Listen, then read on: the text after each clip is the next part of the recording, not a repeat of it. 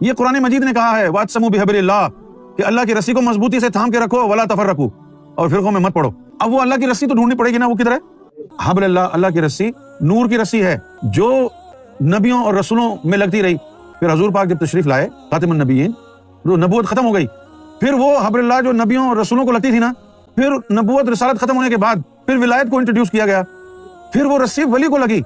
میرا ہاتھ میرے پیر کے ہاتھ میں، میرے پیر کا ہاتھ ان کے پیر کے ہاتھ میں، ان کا ہاتھ ان کے پیر کے ہاتھ میں، پھر سارے پیروں کا ہاتھ پیران پیر غوث اعظم کے ہاتھ میں ہے، غوث پاک کا ہاتھ جنید بغدادی کے ہاتھ میں، جنید بغدادی کا ہاتھ سری سقطی کے ہاتھ میں، سری سقطی کا ہاتھ معروف کرخی کے ہاتھ میں، حضرت معروف کرخی کا ہاتھ حضرت داؤد طائی کے ہاتھ میں، داؤد طائی کا ہاتھ حسن بصری کے ہاتھ میں، مولا حسن بصری کا ہاتھ مولا علی کے ہاتھ میں ہے، اور علی کا ہاتھ محمد رسول اللہ کے ہاتھ میں ہے، مصطفیٰ کے ہاتھ پر اللہ کا ہاتھ ہے۔ یہ چین جڑی ہوئی ہے میرے بھائی، یہ پیر سے لے کے وہاں تک اللہ تک، یہ ہے رسی۔ اللہ کیا کرا ہے؟ اس کو مضبوطی سے تھام لو، اس کو نہیں چھوڑنا۔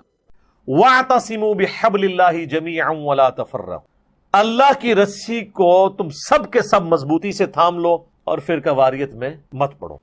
اللہ کی رسی ظاہر ہے وہی ہوگی جو اللہ نے بتائی ہے۔ وہ کہتے ہیں جی ایک بزرگوں کی محبت کی رسی ہے، ایک جو ہے وہ صحابہ کی محبت کی، ایک نبی الاسلام کی محبت کی، اور اس طریقے سے وہ بس وہ محبت کے گرد ہی مننے لی گل کوئی نہیں، محبتہ نہیں ساری رسیاں بنا کے۔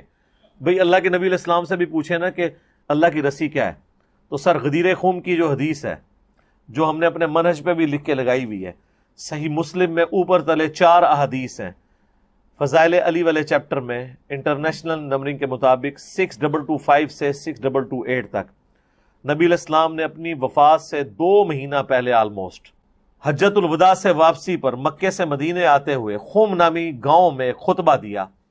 اسے غدیر خم کا خطبہ کہا جاتا ہے، اور الفاظ ہی بڑے کنکلوڈنگ ہے۔ اے لوگو آگاہ ہو جاؤ، میں بھی ایک انسان ہوں، قریب ہے کہ اللہ کا قاصد یعنی موت کا فرشتہ میرے پاس آئے اور میں اس کی دعوت قبول کر لوں۔ میں اپنے بعد تم میں 2 بھاری چیزیں چھوڑ کر جا رہا ہوں۔ ان میں سے پہلی چیز اللہ کی کتاب ہے، اس میں ہدایت ہے، اس میں نور ہے۔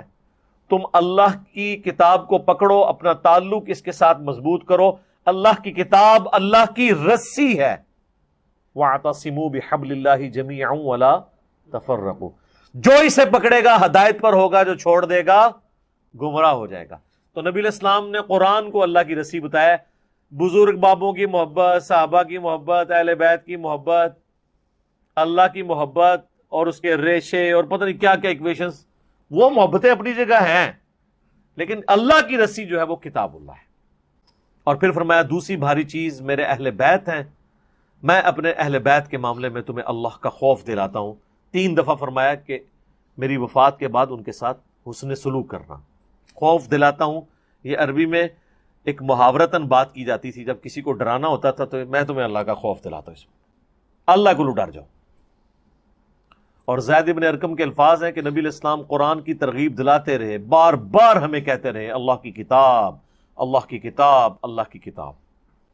تو اللہ کی رسی، اللہ کی کتاب۔ پھر صحیح مسلم میں حدیث ہے القرآن حجت لک او علیک، قرآن قیامت کے دن یا تو تیرے حق میں حجت اور دلیل ہو جائے گی اللہ کی بارگاہ میں، یا تیرے خلاف دلیل بن جائے گی۔ مراد کیا؟ جو قرآن کے مطابق چلے گا قرآن گواہی دے گا کہ یہ میرے مطابق چلا، اور جو قرآن کے خلاف چلے گا تو قرآن اس کے خلاف دلیل بن جائے گا، اور صاحب قرآن بھی دلیل بنیں گے۔ سورۃ الفرقان آیت نمبر 30، وقال الرسول یا رب ان قوم اتخذوا هذا القرآن مہجورا۔ قیامت والے دن نبی علیہ السلام شکایت کریں گے کہ میری امت نے، میری قوم نے قرآن کو پیٹھ کے پیچھے ڈال دیا تھا۔